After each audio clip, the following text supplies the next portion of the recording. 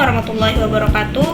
Perkenalkan, nama saya Apriana Rahayu dengan NIM 23042015. Di sini saya akan menjelaskan sedikit materi mengenai pendidikan sebagai proses pemberdayaan masyarakat.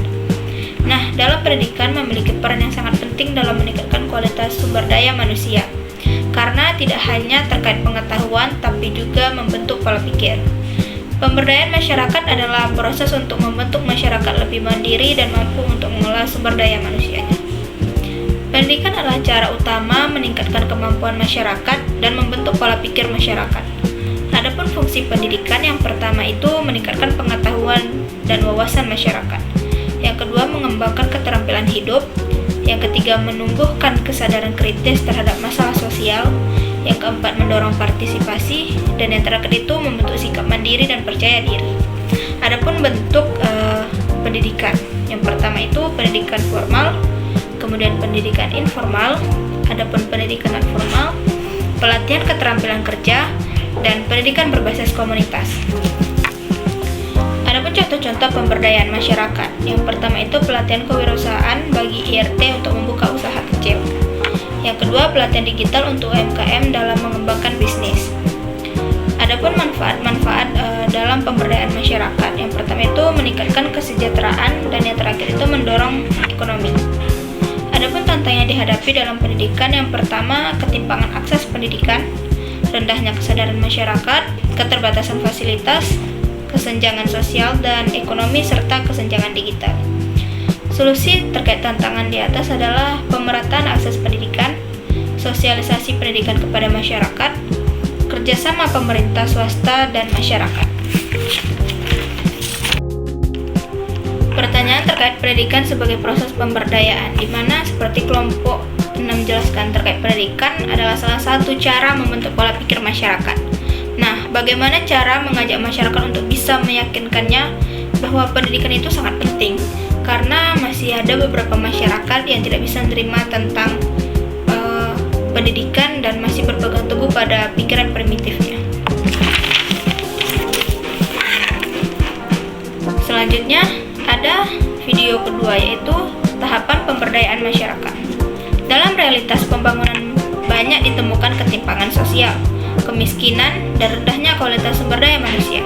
Salah satunya yaitu top down, di mana banyak pemerintah tidak melibatkan masyarakat dalam pembangunan. Pemberdayaan masyarakat proses untuk meningkatkan kemampuan individu dalam mengontrol kehidupan mereka. Adapun tahap-tahapan pemberdayaan masyarakat, yang pertama itu penyadaran, di mana mengajak masyarakat untuk memahami kondisi mereka secara objektif. Tujuannya untuk menumbuhkan kesadaran kritis pada masyarakat. Contohnya penyuluhan, diskusi, sosialisasi, dan kampanye. Yang kedua, capacity building. Ini memberikan atau meningkatkan pengetahuan dan keterampilan. Bentuknya pelatihan untuk keterampilan. Yang ketiga itu penguatan kelembagaan. Membentuk dan memperkuat kelembagaan di masyarakat. Contohnya kelompok tani, koperasi, dan karang taruna. Yang keempat itu pendampingan, di mana pemberian dukungan oleh pihak eksternal seperti LSM, pemerintahan, sebagai fungsi fasilitator. Kemudian yang terakhir itu kemandirian. Tujuan akhir dari pemberdayaan masyarakat adalah masyarakat sudah bisa mengelola sendiri tanpa bantuan pihak luar. Adapun ciri-ciri masyarakat mandiri, yang pertama mampu mengambil keputusan secara kolektif dan memiliki rasa percaya diri yang tinggi. Pertanyaannya, mengapa tahapan penyadaran penting dalam pemberdayaan masyarakat? Dan video yang terakhir adalah mengenai peran kadar dalam pemberdayaan masyarakat. Peran kadar yaitu memfasilitasi masyarakat desa dalam pengajuan usulan gaji dan pengembalian. Dalam pemberdayaan, kadar merupakan anggota masyarakat pedesaan yang memiliki pengetahuan, kemampuan untuk menggerakkan masyarakat untuk berpartisipasi.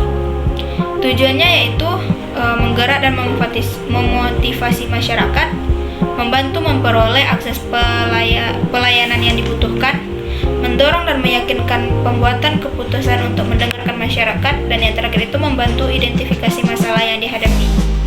Kadar dalam masyarakat adalah proses penerapan nyata sebagai penggerak dan penghubung. Adapun peran kadar yang pertama itu peran aktif sebagai peran dalam aktivisi kelompok. Yang kedua itu peran partisipatif, peran untuk memberikan kontribusi dalam anggota kelompok. Dan yang terakhir itu peran pasif. Peran itu diserahkan kepada fungsi lain. Adapun karakteristiknya, yang pertama aktif dalam masyarakat dan kegiatan, kemudian kepedulian sosial yang tinggi, bertanggung jawab, dan menjadi teladan dan contoh yang baik. Adapun tugas kadar yaitu yang pertama mendata dan mencatat info penting, penghubung komunikasi, menjaga keberlanjutan masyarakat, dan tanggung jawabnya yaitu menjaga disiplin, memastikan program berjalan baik. Pertanyaannya yaitu bagaimana cara kadar meningkatkan partisipasi masyarakat itu sendiri.